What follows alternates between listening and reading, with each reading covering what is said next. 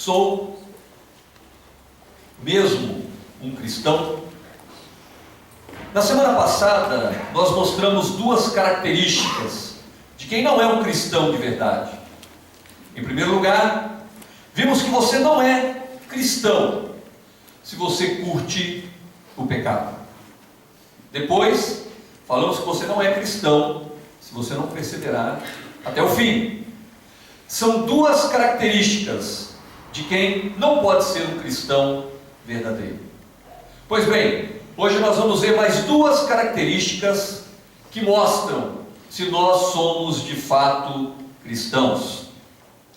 Mas antes de tratarmos dessas características, é necessário dizer o quanto o mundo está passando por uma crise de valores sem precedentes.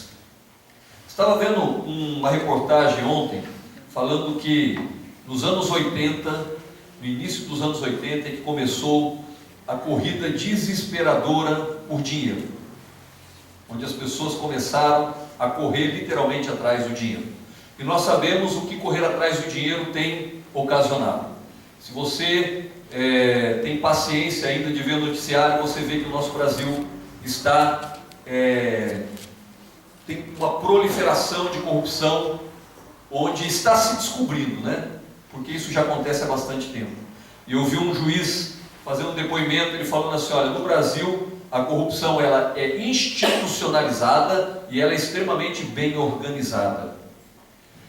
Além desse problema, que é um dos problemas que nós vamos tratar hoje, tem um outro problema, que é aquela palavra de Mateus capítulo 24, versículo 12, que diz que o amor de quase todos se esfriará nos últimos dias. Se você tem acompanhado o noticiário, você tem visto também a crise dos imigrantes que estão tentando chegar na Europa. Você tem visto como o mundo tem desprezado o ser humano. O ser humano tem sido tratado como lixo, o ser humano tem sido tratado como algo sem valor nenhum. E essas são duas situações que retratam se a pessoa é cristã ou não. Primeiro lugar, ou terceiro lugar, né? No primeiro e segundo nós vimos semana passada. Você não é cristão se você não ama outras pessoas. Eu gostaria de ler 1 João capítulo 3, os versículos 11 a 18. A palavra de Deus diz assim: porque esta é a mensagem que ouviste desde o princípio, que não amemos, que nós nos amemos uns aos outros, não como Caim, que era do maligno e matou o seu irmão. E por que causa o matou? Porque as suas obras eram más e as do seu irmão justas. Meus irmãos, não vos maravilheis se o mundo vos odeia. Nós sabemos que passamos da morte para a vida porque amamos os irmãos. Quem não ama o seu irmão permanece na morte. Qualquer que odeie o seu irmão é homicida. E vós sabeis que nenhum homicida tem a vida eterna permanecendo nele. Conhecemos o amor nisto, que ele deu a sua vida por nós, e nós devemos dar a vida pelos nossos irmãos.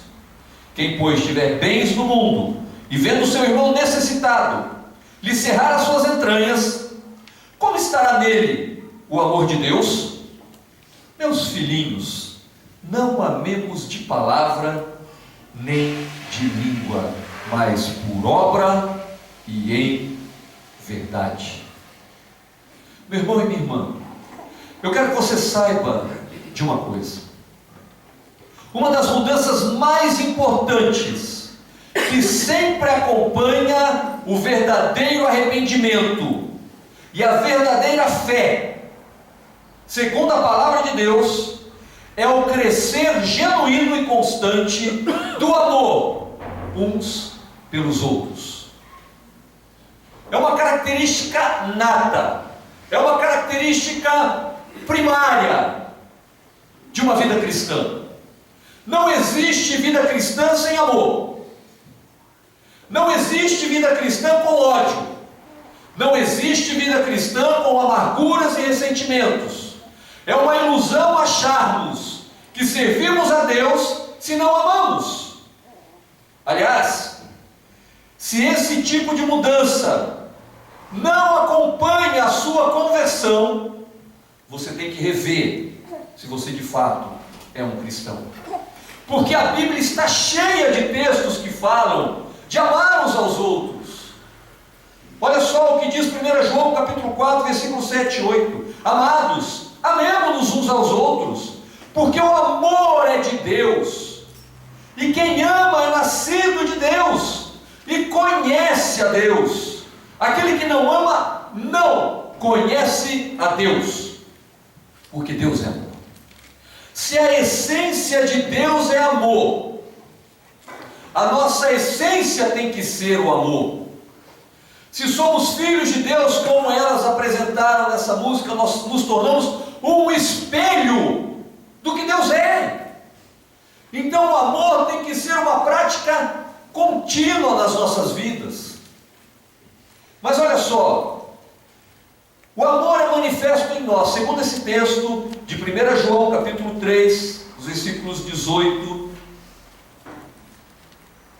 11 e 18, o amor, ele se manifesta em nós, em primeiro lugar, quando não competimos com nossos irmãos.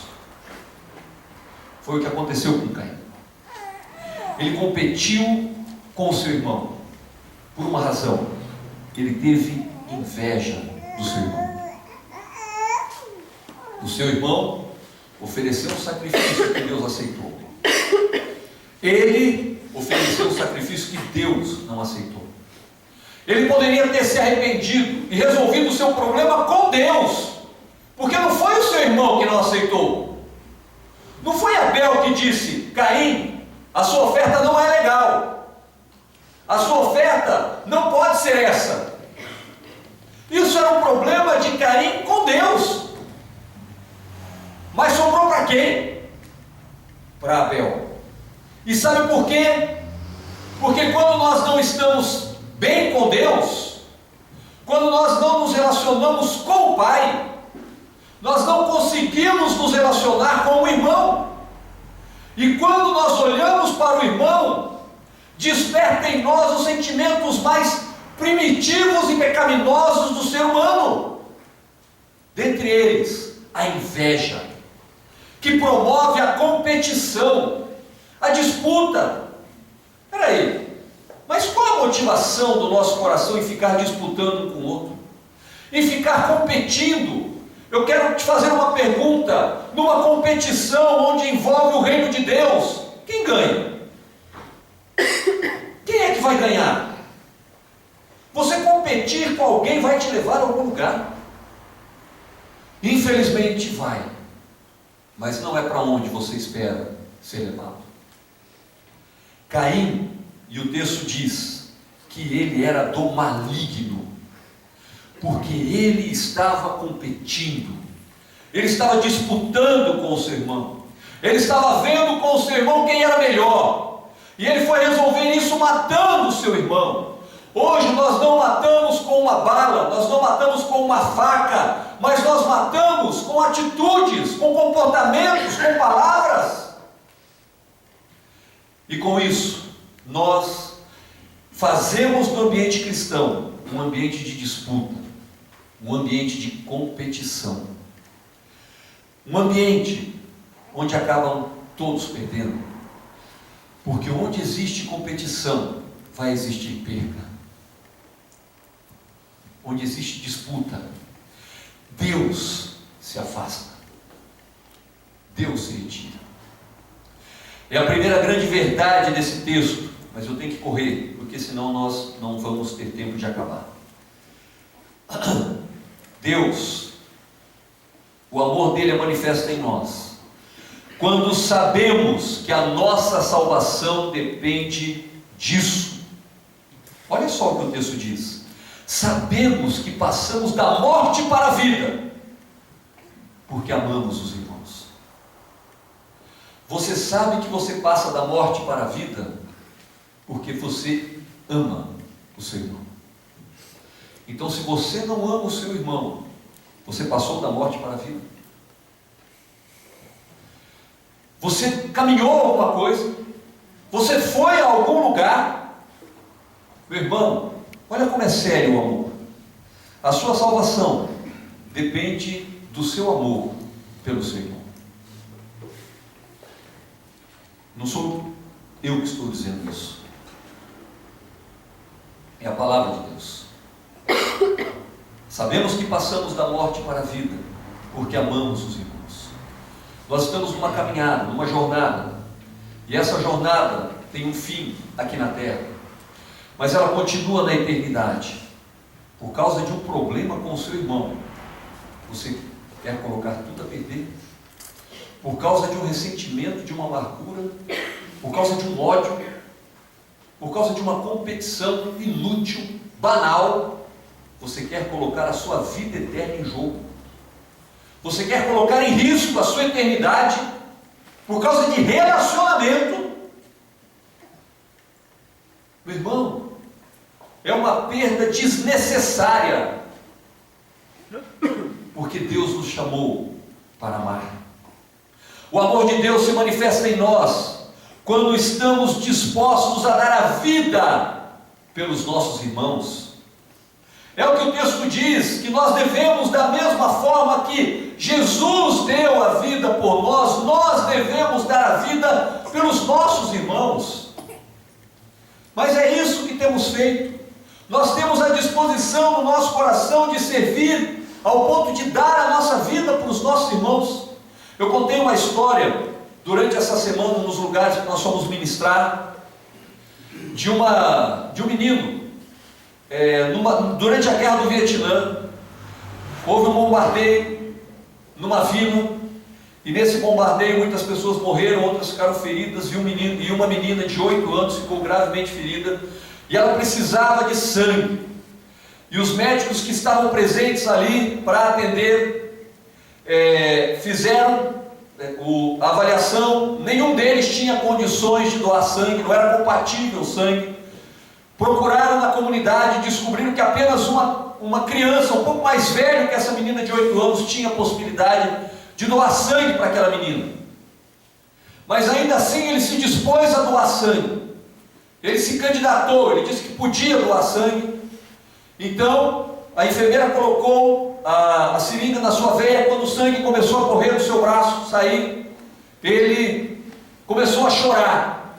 O médico, vendo aquela cena, chamou a enfermeira. Ele não falava a língua daquele povo, daquela tribo. Ele chamou a enfermeira para traduzir e perguntar para ele: menino, se ele estava sentindo alguma dor, se ele estava passando mal, se ele estava com algum problema. A enfermeira perguntou para ele, ele disse: não, está tudo bem, não tem nada, pode continuar. Mais 2 minutos no máximo depois, ele voltou a chorar, estava soluçando. O médico, intrigado com aquilo, mandou a enfermeira descobrir o que estava se passando com ele, se ele estava escondendo algum problema. E a enfermeira vai, 3 minutos depois ela volta com o seguinte relato: doutor, ele não entendeu direito, na cabecinha dele ele não entendeu o que era doar sangue. Na cabecinha dele ele entendeu que ele ia morrer, porque ele achou que ele ia doar todo o sangue dele, ia ficar sem, e ia morrer. Aí o doutor, mais intrigado ainda, chegou para aquela criança com a enfermeira, com o tradutor, e perguntou: se você sabia que você ia morrer, por que você doou mesmo assim o seu sangue? Você não era obrigado a doar o seu sangue. A gente está em busca de voluntários. Você não precisava ter feito isso. Por que é que você fez? E a resposta dele foi tão simples quanto impactante: porque ela era minha amiga, ou é minha amiga. Olha só o que um menino faz pela sua amiga. E o que é que nós fazemos pelo nosso irmão? Qual é a atitude que nós temos para com o nosso irmão? Será que nós amamos ao ponto de dar a nossa vida? Será que nós amamos ao ponto de nos colocar à disposição do nosso irmão? Mas isso é o amor do qual Deus falou. O amor de Deus é manifesto em nós quando socorremos os nossos irmãos nas suas necessidades. O que nós estamos vendo, essa crise de valores do ser humano, é de um egoísmo tamanho que as pessoas não estendem a mão para ajudar. Juntam, enriquecem, mas não ajudam. É isso que nós temos visto acontecer com essa leva de imigrantes. E não só nos países europeus, mas aqui em Londrina nós tivemos uma situação como essa. Uma mulher que ofendeu um imigrante, maltratou. Ao invés de estendermos as mãos para socorrer, nós a encolhemos. Ou então nós a fechamos para acusar, para bater, para afrontar. Não é isso que Deus nos ensinou. Não é essa a ordem das coisas. Nós temos que socorrer, nós temos que estender a mão, nós temos que ser irmãos de fato. Nós temos que nos preocupar com o nosso próximo. Nós temos que agir de maneira que as nossas atitudes falem muito mais alto do que as nossas palavras.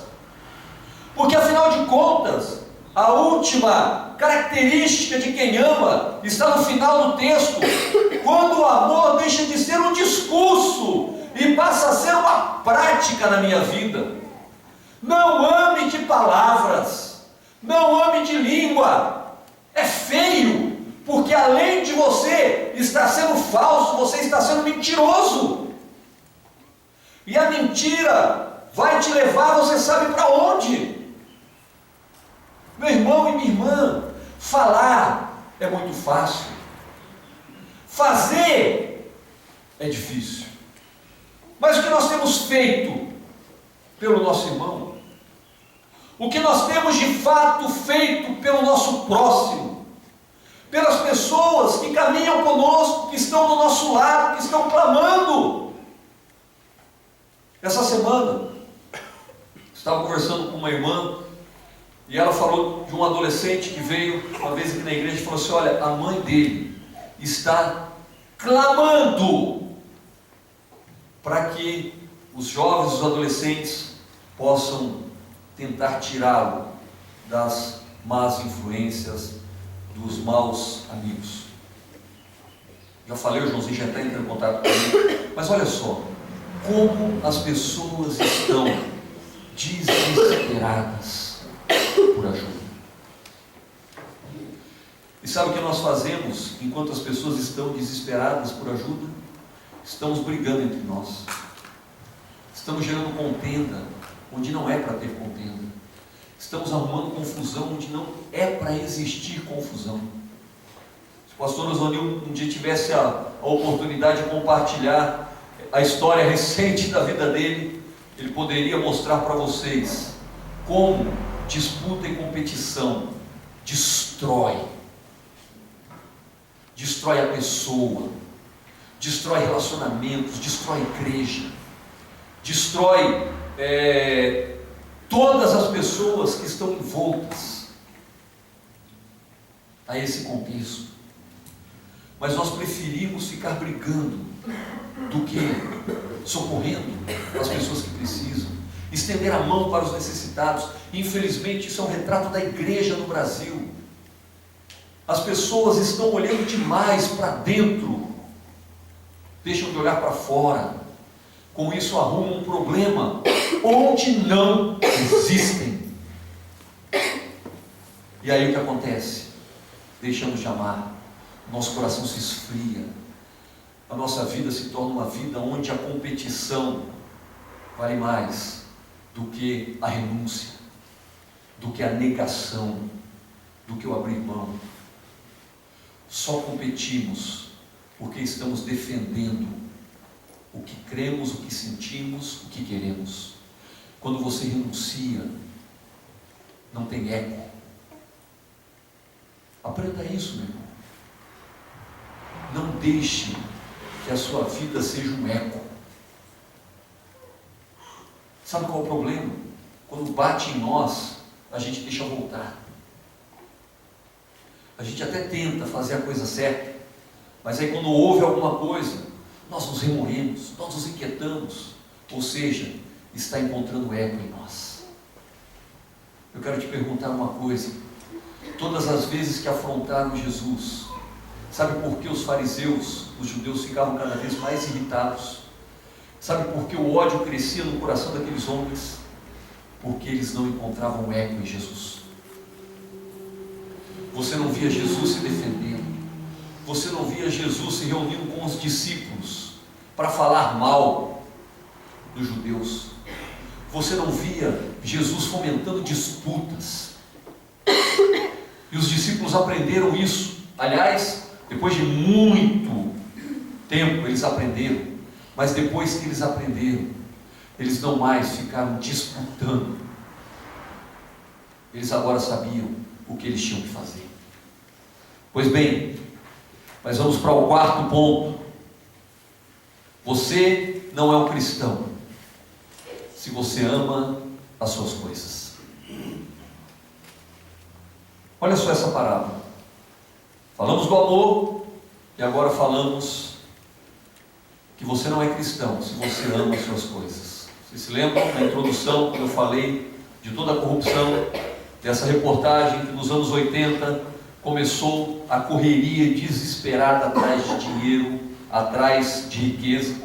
Mas olha só essa parábola, como ela se aplica. Parece que Jesus estava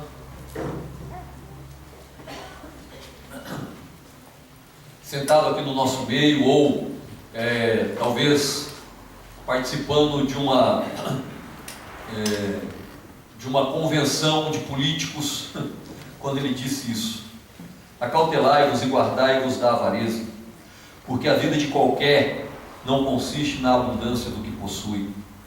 E propôs-lhe uma parábola dizendo: a herdade de um homem rico tinha produzido com abundância, e arrazoava ele entre si, dizendo: que farei?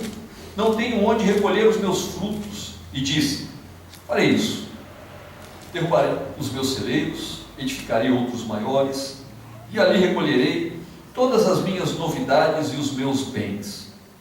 E direi à minha alma: alma, tens um depósito muitos bens para muitos anos. Descansa, come, bebe e folga. Mas Deus lhe disse: louco, esta noite pedirão a tua alma. E o que tens preparado, para quem será?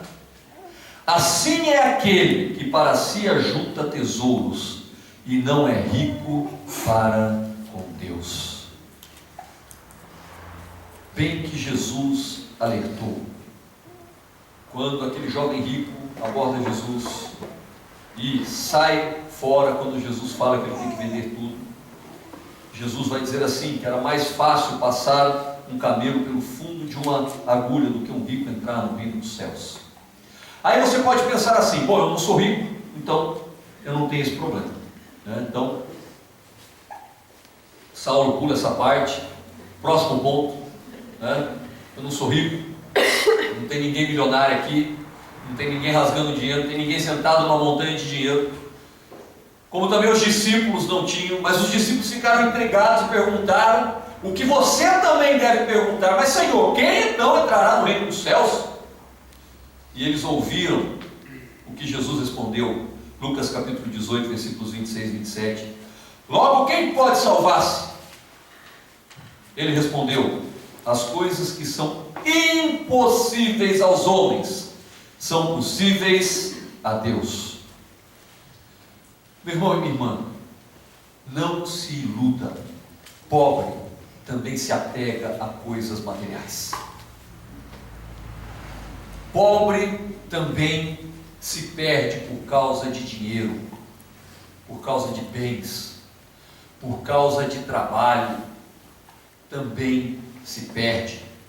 Olha só o que Jesus diz acerca dessa parábola: que ele era louco. Confiar nas riquezas terrenas é loucura. Confiar nos bens que você junta nesta terra é loucura. Porque quanto mais nós temos, mais vamos querer ter. E quanto mais você precisa ter, mais você precisa correr atrás para ter. Então você começa a correr desesperadamente atrás do dinheiro. Então você tem que fazer mais, você tem que juntar mais, você tem que trabalhar mais. E isso vai te afastando, sabe do quê? Tempo com Deus. Comunhão com Deus. Eu não tenho tempo para orar, estou trabalhando demais. Não tenho tempo para ler a Bíblia. Não tenho tempo para ter comunhão com Deus. Provérbios capítulo 11, versículo 4 diz assim: as riquezas de nada aproveitam no dia da ira, mas a justiça livra da morte. Meu irmão e minha irmã, na correria da sua vida, tudo o que você junta, um dia vai virar lixo. O que permanece é o que você junta nos céus. Por isso que Jesus alerta os seus discípulos a juntar tesouros nos céus. Mas sabe o que temos feito? Juntado tesouros na terra. Queremos ter, queremos possuir, queremos conquistar, queremos amealhar. Queremos. E isso vai nos tirando do foco. O que ele não sabia, esse homem da parábola, é que iam pedir conta da sua alma. Vão pedir conta da sua alma. Ou seja, cuidou dos bens, do trabalho, ampliou seus celeiros, juntou, mas não cuidou da alma, não cuidou do espírito, correu atrás do vento, se esqueceu que o amor ao dinheiro é a raiz de todos os males. Se esqueceu porque estava correndo atrás de juntar, atrás de ter, atrás de possuir, atrás de conquistar. E sabe o que é pior? No final, há uma pergunta: o que tens preparado? Para quem será? Que estava juntando, para quem, afinal? Para que você junta? Para que nós temos a necessidade de juntar? Você pode pensar assim: para os meus filhos, os meus netos, para a minha posteridade, ou para a minha aposentadoria mais tranquila. Eu quero deixar pelo menos um apartamento, ou uma casa, ou um carro para cada um dos meus filhos. Sabe qual a grande sacada do inferno? Nós corremos atrás de juntar coisa para os nossos filhos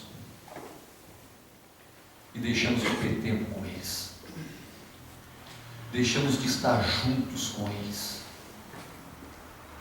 Aí nós jogamos na cara deles: eu preciso trabalhar para colocar comida em casa. Eu digo para você que é perigoso o seu filho preferir passar fome, estar com você, do que comer filé mignon sem você ali com ele. Nós temos deixado para os nossos filhos um legado de valores errados. Um dia Deus me repreendeu severamente acerca disso. Eu falava muito com os meus filhos, me preocupava muito com os meus filhos, com o futuro, com a carreira, com as coisas profissionais. Um dia Deus falou claramente ao meu coração: sabe para onde isso vai levar os seus filhos? Se você não focar naquilo que realmente tem valor, vai levá-los para o inferno, e o sangue deles vai estar nas suas mãos. E sabe por quê? Porque um dia eles vão perguntar: que Deus é esse que tira o meu pai e a minha mãe de mim, correndo que nem louco, trabalhando, e me ensinando a trabalhar que nem louco também? Eles não têm tempo para Deus, ou não têm tempo para Deus? Onde nós vamos parar? O mundo nos ensinou a corrermos desesperadamente para crescer. Eu li uma historinha bem interessante, não lembro onde que eu li, e também não lembro exatamente da história. Não sei, eu lembro da história, mas não sei se ele era pipoqueiro ou se ele vendia batata frita, enfim. Vamos dizer que era pipoqueiro, né? A história, o rapaz é pipoqueiro, você viu a historinha, né? Era pipoqueiro. O rapaz começou a trabalhar de manhã, deu meio-dia, ele tinha feito o dia, vendeu pipoca que nem água, né?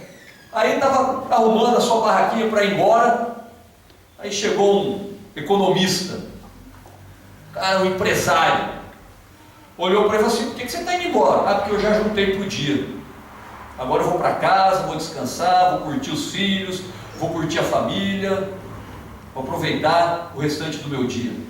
Não pode fazer isso não. Rapaz, você tem que pensar no seu futuro. Você tem que pensar que você precisa juntar. Você precisa trabalhar. Olha, pensa bem. Se você trabalha o dia todo, se metade do dia você já juntou por um dia, você trabalha o dia todo, você vai juntar 2 vezes mais. Se você juntar 2 vezes mais, o que você juntaria em 10, você teria em 20. Ou perdão, o que você juntaria em 20, você teria em 10 anos. E aí daqui 10 anos você já teria recurso suficiente para você curtir sua família, para você aproveitar o seu tempo, para você descansar, para você fazer aquilo que você quer. Aí o pipoqueiro olhou na sua simplicidade para aquele economista e falou assim: não, mas eu já tenho isso agora. Eu já fechei meu dia, já tenho. Eu vou curtir agora, por que eu vou esperar daqui 20 anos para curtir? Mas nós agimos assim.